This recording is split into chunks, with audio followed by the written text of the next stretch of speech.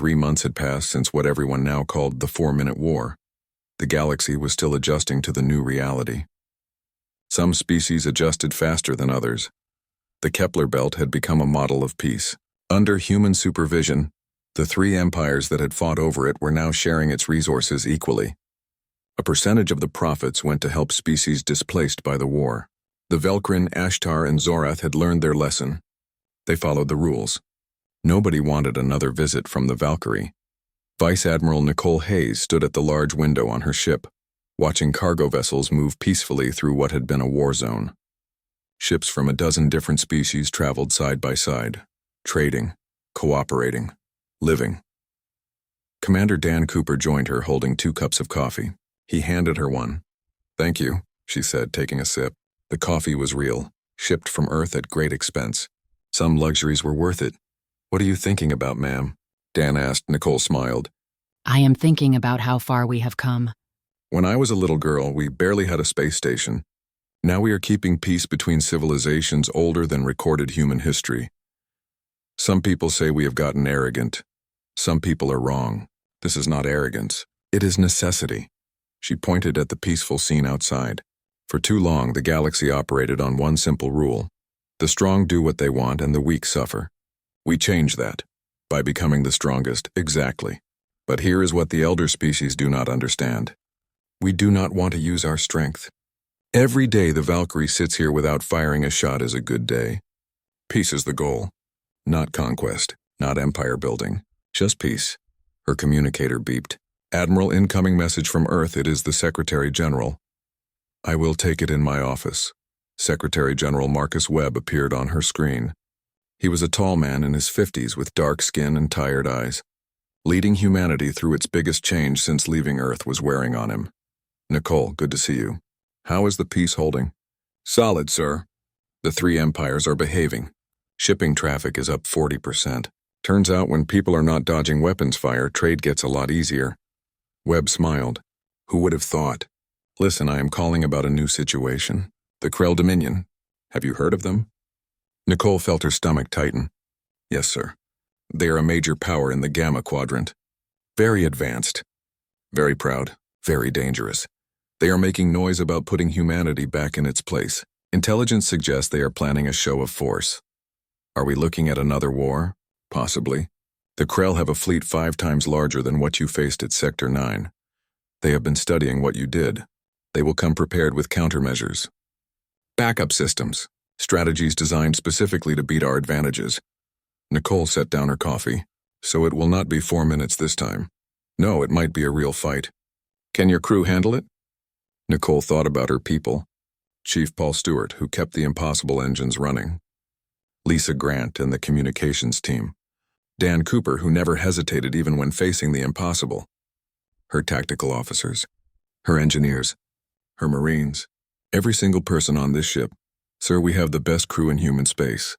Whatever the Krell bring, we will handle it." That is what I needed to hear. "Stay ready, Admiral. The whole galaxy is watching us. Every species is trying to figure out if humanity's rise was luck or skill. We need to show them it was skill." After the call ended, Nicole returned to the observation deck. Dan was still there waiting. "The Krell?" he asked. Nicole raised an eyebrow. "You were listening to my private call?" "I prefer to think of it as staying informed about potential threats to my ship." She laughed. "Yes, the Krell. They want to test us. Prove that Sector 9 was just luck. What do? What we always do. We prepare. We stay sharp. And if they force our hand, we teach them the same lesson we taught the others. Humanity does not start fights, but we finish them." On Earth, deep underground in a facility that did not officially exist, teams of engineers worked around the clock. The next generation of Valkyrie-class ships was being built. The galaxy had seen what humanity could do with one ship. They had not seen what humanity could do with a fleet. The construction bays stretched for miles underground. 30 ships at various stages of completion, each one an improvement over the Valkyrie. Faster, stronger, more advanced. By next year, Earth would have a fleet that could protect not just human space but their allies as well.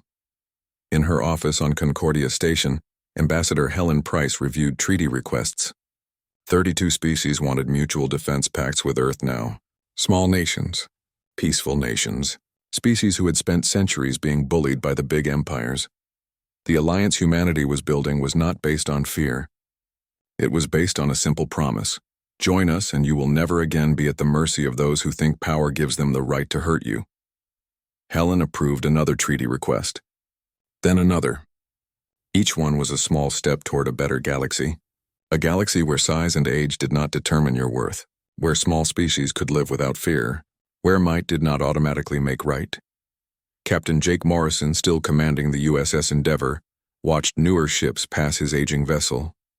Sleek destroyers built with the latest technology, fast cruisers with weapons he could barely understand.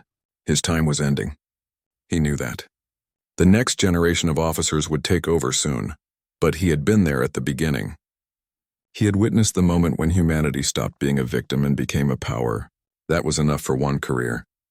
In the Velcrin capital, Commander Veshetal continued studying human technology. He had made it his mission to understand how they had advanced so quickly. What he discovered changed his entire worldview. Humans did not advance because they were smarter. They advanced because they thought differently. Where other species saw problems, humans saw opportunities. Where other species followed tradition, humans questioned everything. Where other species competed internally, humans cooperated and shared knowledge. The secret to human success was not one big breakthrough. It was a million small choices to do things better. Admiral Kresh reached a similar understanding. The Ashtar had spent 3,000 years perfecting their existing systems, making incremental improvements, following established paths. The humans had thrown out the rulebook and started fresh. They had no tradition holding them back. No established ways of doing things that could not be questioned. Sometimes being new was an advantage. War Chief Drogath, back in command of a new flagship, trained his crews differently now. He taught them what the humans had shown him. That mercy was not weakness. That restraint was a form of strength. That the goal of war should be to end conflict, not to inflict maximum damage. His officers thought he had gone soft. They would learn. Eventually they would understand what he understood. That the humans had not just won a battle. They had shown a better way to exist in the galaxy. Vice Admiral Nicole Hayes stood on her bridge, drinking coffee and watching the stars. The Valkyrie hummed around her. A ship that should not exist. A weapon that would hopefully never need to fire again. A symbol of humanity's determination to make the galaxy better. 4 minutes had changed everything. 4 minutes of carefully applied force. 4 minutes of showing what humanity was capable of when pushed. But the real test was not winning that battle. The real test was what came after. Building the peace. Maintaining the alliance. Proving that humanity's goals were noble, not just its weapons. The galaxy was watching. Some with hope. Some with fear. Some with anger. But all of them were watching. Because for the first time in thousands of years, the old order had been challenged. The assumption that elder species should rule had been questioned. The idea that might makes right had been confronted. Nicole thought about her daughter back on Earth. About the world she would inherit. A world where humans walked among the stars as equals. Where humanity's voice mattered. Where Earth's children could travel the galaxy without fear. That was worth fighting for. Worth the risk. Worth everything. The Krell were coming. Nicole knew that. They would test humanity's resolve. They would try to prove that Sector 9 was a fluke. They would bring their best weapons, their finest tactics, their strongest warriors. And humanity would be ready, because humans had spent 10,000 years learning how to survive, how to adapt, how to overcome challenges that should have destroyed them. They had survived ice ages and plagues. They had overcome predators and disasters. They had reached the stars through determination and innovation. The Krell would learn what the Velcrin, Ashtar, and Zorath had learned, that humanity was not lucky. They were prepared, and preparation, when combined with will and intelligence, was the most powerful weapon in the universe. Dan Cooper joined Nicole at the window again. "Do you think it will work, ma'am? This new order we are building?" Nicole smiled. "I think we have to try. The old way was not working. Wars over nothing, suffering because someone was born in the wrong star system. Species living in fear because they were not strong enough to defend themselves. We can do better. And if the Krell do not agree, then we will teach them the same lesson we taught everyone else. But I hope it does not come to that. I hope they are smart enough to see which way the galaxy is moving." The stars shone outside the window. Billions of them. The news traveled fast, faster than anyone expected. Within 6 hours, every species with faster-than-light communication knew what had happened in Sector 9. The reactions were exactly what you would expect. Disbelief, fear, anger. And among the smaller, weaker species, something they had not felt in a long time. Hope. The Galactic Council called an emergency meeting. The council chambers were ancient, built thousands of years ago by species long gone. The huge circular room could hold representatives from 200 different worlds. Today, every seat was filled. The air buzzed with conversations in dozens of languages. Translators worked overtime to keep up. At the center platform stood Ambassador Helen Price. She was Earth's voice in the galaxy. 62 years old, with gray hair tied back in a simple bun, she looked like someone's grandmother. That was good. It made people underestimate her. That had always been her greatest weapon. For 8 years, she had stood in this chamber and been ignored, dismissed, mocked. The elder species treated her like a child playing at adult games. They had called humans primitive, simple, weak. That was about to change. Chancellor Vorn called the meeting to order. He was a massive insect-like being, 10 feet tall, with a voice that boomed through the chamber. His species had been traveling between stars before humans had invented the wheel. Ambassador Price, he began, and everyone could hear the anger in his voice. Your species has committed an act of war. A human vessel attacked 3 sovereign fleets without provocation. Hundreds of ships were disabled. You declared a sector of space under human protection without consulting this council. This violates every treaty we have. Helen stood. She activated a holographic display that showed the battle. The recording played for everyone to see. 4 minutes of complete domination. With respect, Chancellor, she said calmly, the Valkyrie attacked no one. It responded to an ongoing threat to regional peace. The Velkrin, Ashtar, and Zorath have been fighting an illegal war in neutral space for 6 months. 47 nearby systems have been threatened. 3 of those systems are human colonies. That conflict was being monitored, Vorn said. Your monitoring meant watching while thousands died and trade routes were cut off. We asked for council intervention 3 months ago. We were told to be patient. We are done being patient. A wave of shock went through the chamber. No minor species had ever spoken to the council like this. It simply was not done. Ambassador Thelkor of the Velkrin stood up. His scales showed stress patterns, visible signs of his government's humiliation. Your warship used technology far beyond what you have shown us before. You have been hiding your capabilities. That alone is a treaty violation. Helen smiled. It was not a friendly smile. We disclosed all technology we developed using information from other species. The Valkyrie was built using purely human research. Your governments assumed we were too stupid to innovate on our own. That was your mistake, not our crime. Impossible, hissed the Ashtar representative. Some of those systems violate the laws of physics as we understand them. They violate your understanding, Helen corrected. Humanity took a different path. We did not have thousands of years to slowly advance. We had to be smarter, more creative. While you kept building bigger versions of the same old weapons, we rethought how warfare works. Chancellor Vorn leaned forward. His massive body seemed to loom over the chamber. Are you threatening this council, Ambassador? No, Chancellor. I am informing you of new facts. Earth currently has 117 vessels like the Valkyrie under construction. 30 will be operational within 1 year. We are not seeking to conquer anyone. We are ensuring that human interests and the interests of our friends are protected. Friends? The word hung in the air like thunder. Helen activated another display. It showed a list of star systems. 19 of them.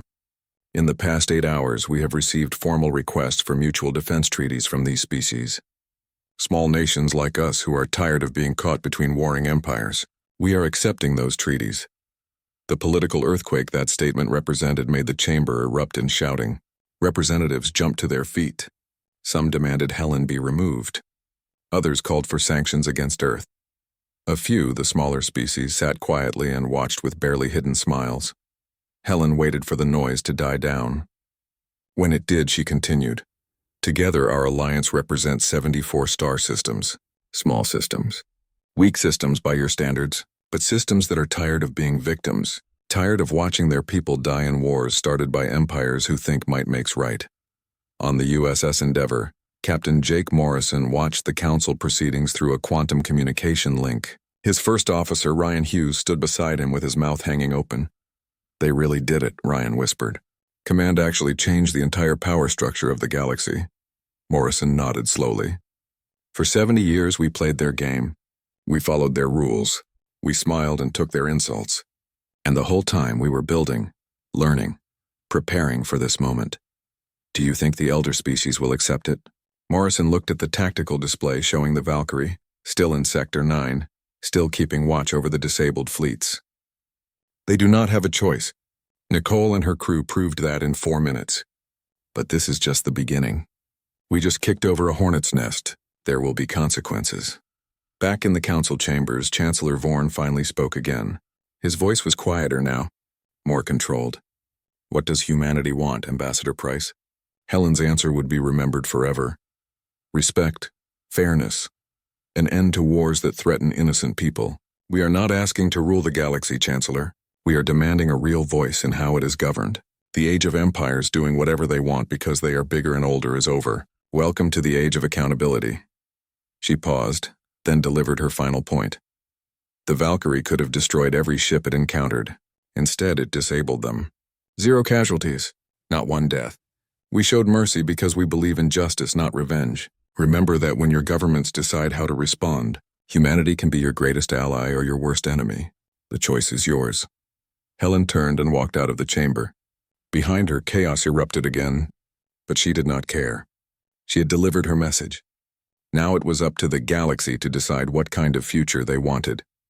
In the Velkrin capital city, Commander Veshital watched recordings of the battle for the 100th time. He was trying to understand how the humans had done it, how they had advanced so quickly. What he found disturbed him deeply. Humans did not just innovate. They shared. The species joining Earth's alliance were getting access to defensive technologies. Shields that could stop any attack. Systems that could disable enemy weapons without killing. Technology that would make them almost impossible to conquer. The humans were not building an empire. They were building something the galaxy had never seen before. A coalition based on mutual protection instead of conquest. It was so different from how things had always worked that most species could not even understand it. But Veshtal understood. And it terrified him. Because if this alliance succeeded, if humanity's model proved better than the old ways, then everything would change. The great empires would lose their power. Small species would no longer have to bow and scrape. The whole galactic order would collapse. Maybe that was the point. Admiral Kresh in her private chambers reached the same conclusion. She had spent 3,000 years of her species' history believing in their superiority, believing that age and experience made them better, wiser, more deserving of power. The humans had shattered that belief in 4 minutes. War Chief Drogath, locked in his damaged ship waiting for rescue, felt something he had never felt before: respect for an enemy. The humans could have killed him, could have destroyed his entire fleet. Instead, they had shown restraint. They had proven their point without unnecessary cruelty. That was true strength. The kind his species had always claimed to value but never really understood. Vice Admiral Nicole Hayes stood on the bridge of the Valkyrie, drinking coffee and watching recovery operations. Human ships were helping disabled alien vessels, providing power, giving medical aid, making sure everyone survived. "Ma'am, the Secretary General is calling," Dan Cooper said. Nicole smiled. "Tell him the mission was a success. Sector 9 is secure, and the galaxy just learned that humanity is not going anywhere." The Valkyrie moved through space like a ghost. No, not a ghost. Ghosts were not this terrifying. This was something worse. Something that could see you, touch you, and shut you down before you even knew it was happening. The Ashtar tried everything they knew. They sent wave after wave of fighters, small and fast, designed to overwhelm larger ships with numbers. 200 fighters launched at once, their pilots screaming battle cries in their native language.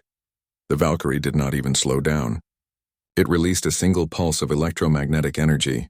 The waves spread out like ripples in water. Every fighter it touched went dark. Navigation systems died. Weapon controls stopped responding. The fighters spun helplessly through space, their pilots alive but completely unable to fight. "Recovery teams, get those pilots," Nicole ordered. "I want them picked up safely." "Ma'am, are we really going to rescue enemy pilots?" Dan Cooper asked. "We disabled them. They are our responsibility now. Besides, I want them to go home and tell everyone what happened here today. The Velkrin tried to run. Veshital, sitting in his dark and powerless flagship, ordered his remaining ships to activate their faster-than-light drives and escape. It was the smart move. Live to fight another day, but their engines would not start. Commander, we cannot engage the warp drive, Teshkan reported. Something is preventing it. The space around us has been altered. We are trapped here. Veshital understood then. The humans were not just defeating them. They were making it impossible to even try to escape. This was not a battle. It was a lesson being taught to students who had no choice but to learn. War Chief Drogoth made one last, desperate move. He ordered the launch of planet-killer missiles. These were weapons banned by every galactic treaty, weapons so powerful they could crack a world in half. He figured if he could not win, he would at least make the humans pay a terrible price. The missiles launched. Massive, powerful, heading straight for the Valkyrie. They vanished. One moment they were there on the sensors, the next moment they were gone. Not destroyed, not intercepted, just gone, as if they had never existed. 5 seconds later, a tight beam transmission hit the Zorath flagship. Only Drogoth could hear it. Nicole Hayes' voice was cold as ice. Use of prohibited weapons has been noted and will be reported to the Galactic Council. Deploy another illegal weapon and I will not disable your ship. I will destroy it. Are we clear, War Chief?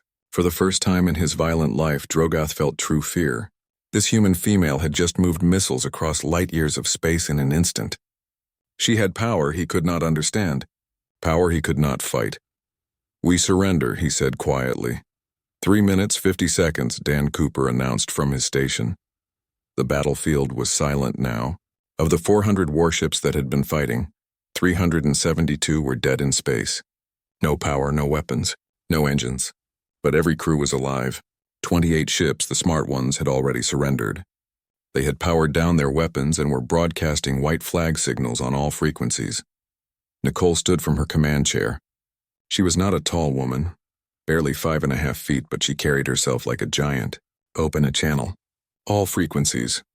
I want everyone to hear this. When she spoke, her words carried across the battlefield to every ship, every crew member, every commander who had thought humans were weak. This engagement lasted 3 minutes and 53 seconds. In that time, we disabled your entire combined fleet without destroying a single vessel. We killed no one. We did this to prove something simple. Humanity will not tolerate instability that threatens peaceful species in this region. She paused. The silence was absolute. Thousands of aliens listened to her words. You will return to your home territories immediately. The Kepler Belt is now a neutral zone under human protection. Any attempt to violate this will be met with force. We showed you mercy today. We will not be so generous a second time. Her words were simple, clear, final. You started a war over rocks and minerals. You fought for 6 months. Thousands of your people died for what? Pride? Greed? Whatever your reasons, they are not good enough. Not anymore. The galaxy has changed. You will change with it, or you will be removed from the equation. On the Crimson Dawn, Veshital sat in darkness and felt his entire worldview crumble. The Velkrin had been a military power for 2,000 years. They had conquered 60 star systems. They had never lost a major battle. Until today. Until the humans showed up and ended everything in less time than it took to eat a meal. Admiral Kresh felt her antenna droop in defeat. The Ashtar had military traditions stretching back 3,000 years. Battle tactics passed down through generations. Weapons designed over centuries. All of it made obsolete in 4 minutes by a species that had barely left their homeworld. War Chief Drogoth bowed his massive head. In Zorath culture, strength was everything. The strong ruled. The weak obeyed. It was the law of nature. And today, nature had shown him that humans were stronger. Not physically. They were small and soft. But their minds, their technology, their will to act. These things made them the new apex predator. Captain Jake Morrison watched everything from the Endeavour. His hand shook slightly as the tactical display showed what had just happened. 400 warships defeated in under 4 minutes. Not destroyed. Defeated. There was a difference, Captain. What do we do? Lisa Grant asked. Morrison let out a long breath. We do our jobs. We help with the recovery effort. And we report back to Earth that the Valkyrie performed exactly as designed. Sir, the galaxy is going to panic when they hear about this. Good, Morrison said quietly. Maybe panic will make them think twice before starting stupid wars. On the Valkyrie, Nicole walked through the corridors of her ship. Crew members saluted as she passed. She returned each salute with precise military courtesy. These men and women had trained for 2 years on this vessel. They had run simulation after simulation. They had prepared for this moment, and when the moment came, they had been perfect. She found Chief Paul Stewart in engineering, checking power systems. The older man looked up and grinned when he saw her. "Ma'am, I have to say that was beautiful. Those alien ships never knew what hit them." "How are our systems?" Nicole asked. "Running at 98% efficiency. We used less than 30% of our available power." "Ma'am, we could have fought 10 times as many ships and still won easily." Nicole nodded. That was both good news and terrifying news. Good because it meant Earth was safe. Terrifying because it meant humanity now had the power to reshape the galaxy by force. Keep everything running smooth. "Chief, something tells me this was just the opening act." Back on Earth, in the secret facility where the Valkyrie had been built, news of the battle arrived. Scientists and engineers who had spent 20 years working on the project watched the battle recordings with tears in their eyes. It had worked, all of it. Every crazy theory, every impossible design, every system that should not exist according to known physics. It all worked. The Valkyrie was not just a ship. It was proof that humanity could compete with species that had thousands of years head start. It was proof that being new did not mean being weak. It was proof that humans, when they put their minds to something, could achieve the impossible. In the Galactic Council chambers, emergency alarms were ringing. News of Sector 9 was spreading at the speed of light. Ambassadors from 200 species were demanding explanations, making accusations, calling for action. Ambassador Helen Price, Earth's representative, sat calmly in her office and smiled. Let them panic. Let them rage. Let them demand answers. Because now, for the first time since humanity had reached the stars, they would have to listen to what Earth had to say. The age of being ignored was over. The age of being dismissed as primitives was over. The age of watching from the sidelines while bigger powers played their games was over. Humanity had arrived. And they had announced their arrival with 4 minutes that would echo through history. The battle had been going for 14 hours straight when something strange appeared on every sensor screen. At first, everyone thought their equipment was broken. The readings made no sense. Something enormous was pushing against space itself, making waves in reality that should not exist. What is that? Commander Veshtal demanded. His claws gripped the armrests of his chair so hard they left marks in the metal. His science officer, a young Velkrin named Teshikan, worked frantically at his station. His fingers moved across the controls in a blur. "Commander, I am reading a massive distortion in space. Something is coming through what looks like an artificial wormhole. Is it Ashtar reinforcements?" "No, sir. The energy signature does not match anything in our databases. It is something completely new." Across the battlefield, Admiral Kresh got similar reports from her own science team. Her antenna twitched with worry.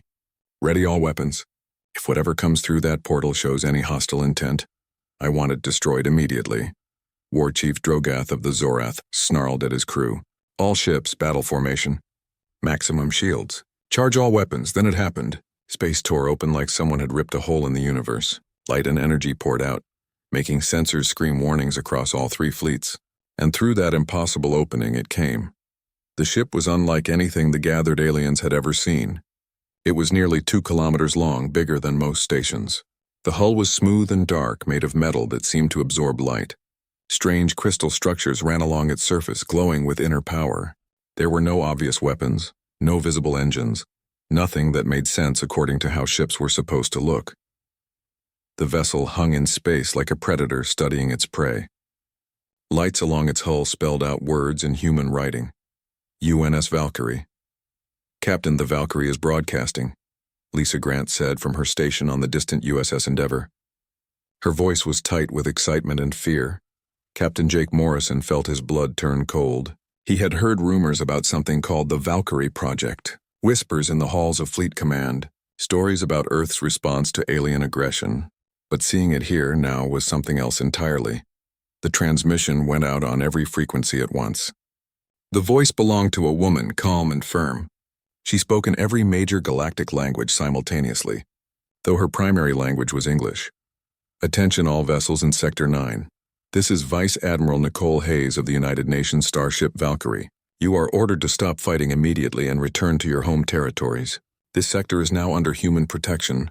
Your war threatens the stability of this region. You have 3 minutes to comply. This is your only warning. For a moment, nobody said anything. The 3 fleets, which had been locked in combat for 6 months, all stopped shooting. Not because they were scared. Because they were too shocked to believe what they had just heard. Then Veshtal started laughing. His translator barely kept up with the sound. A human ship? A single human ship orders the combined might of 3 empires to retreat? This is insane. Admiral Kresh was more controlled but equally dismissive. Send them a response. Tell them the Ashtar Collective does not take orders from species who were still using chemical rockets when we were colonizing galaxies. War Chief Drogath simply roared his answer. Destroy them! The 3 fleets, united for the first time in months by their shared offense, began targeting the human ship. Over 400 warships, representing the military might of 3 major empires, prepared to turn Earth's bold gamble into debris. They had no idea what they were doing. Aboard the Valkyrie, Vice Admiral Nicole Hayes sat calmly in her command chair. She was 53 years old, with gray streaks in her dark hair and steady gray eyes. She had served in every branch of Earth's military before being chosen to command this vessel. She had seen combat on 3 continents back on Earth. She knew what war looked like, and she was not afraid. Time? She asked quietly. 2 minutes 30 seconds since we broadcast the warning, ma'am, answered Commander Dan Cooper, her executive officer. He was a younger man, only 38, but he had proven himself 100 times over during the Valkyrie's test runs. All 3 fleets are powering up weapons. They are not backing down. Then we move to the next phase, Nicole said. Her voice was calm, like she was discussing the weather. Commander Cooper, signal the crew. Battle stations. Authorization Hayes Delta 7. Release all weapon safeties. Throughout the massive ship, systems that had never been used in real combat began to wake up. In engineering, Chief Paul Stewart watched power readings climb to levels that would make every alien scientist question everything they knew about physics. The numbers on his screens should have been impossible. But there they were, steady and strong. 30 seconds until they are in firing range, the tactical officer announced. Nicole allowed herself a small smile. Let's show them why you don't threaten Earth's neighbors. Weapons free. Execute Protocol Ragnarok. The name fit. In old Earth mythology, Ragnarok was the end of the world. What was about to happen would be the end of the old galactic order. The Velkrin fired first. Veshtal's flagship unleashed a full spread of plasma torpedoes. These were weapons that had destroyed enemy dreadnoughts in dozens of past wars. Glowing balls of superheated plasma streaked across space, tracking perfectly toward the human ship.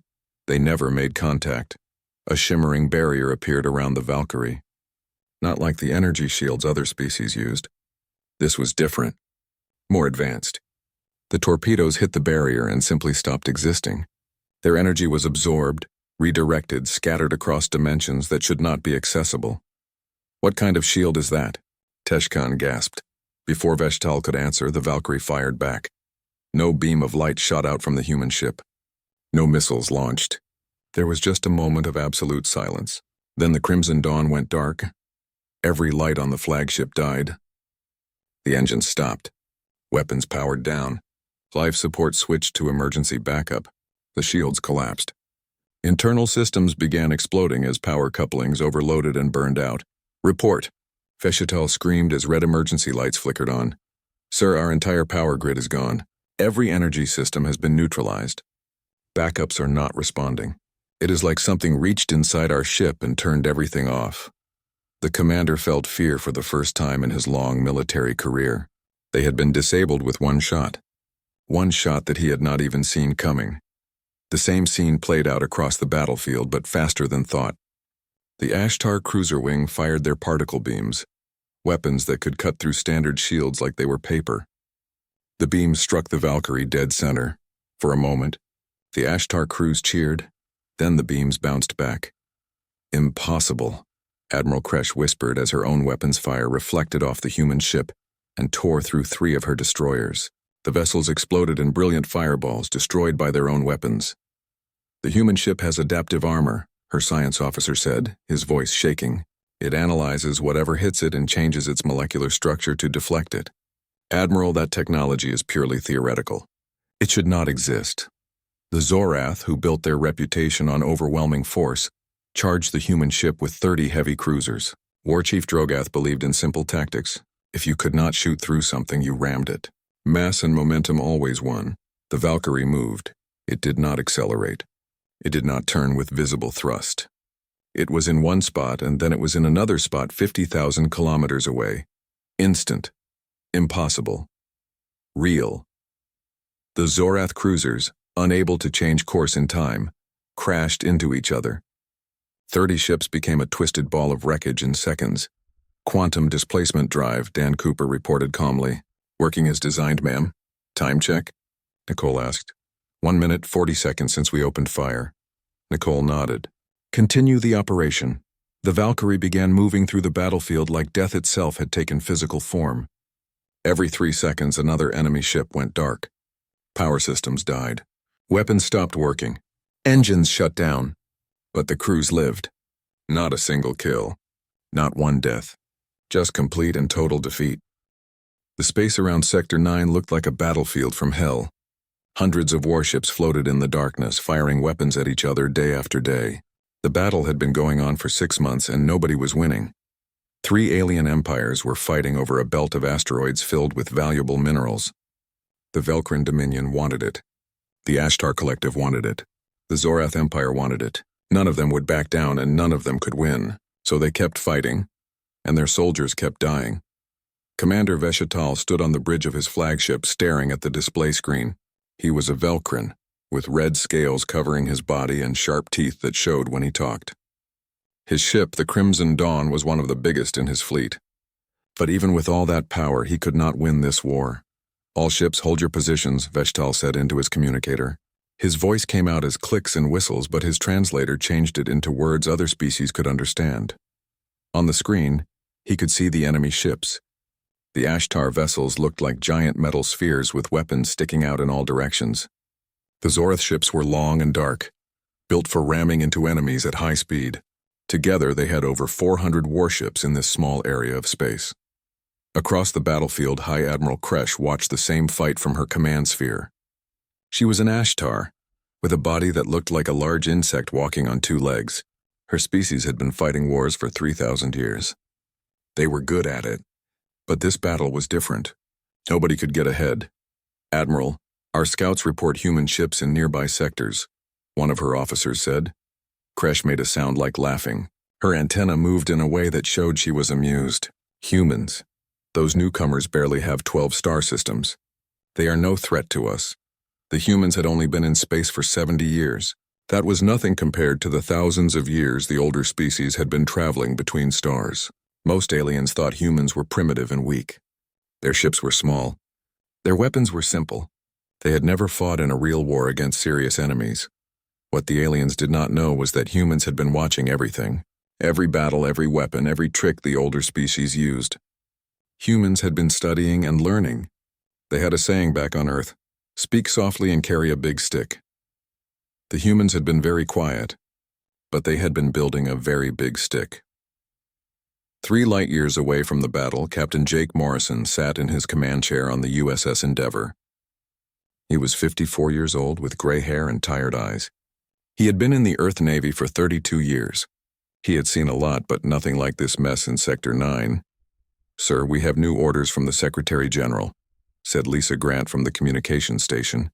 She was young, only 26, with bright eyes and quick hands on her console. Morrison rubbed his face. "Let me guess. They want to know what we think about the situation." "Yes, sir. They want your assessment." Morrison looked at the tactical display showing the distant battle. "Tell them it is a disaster waiting to happen.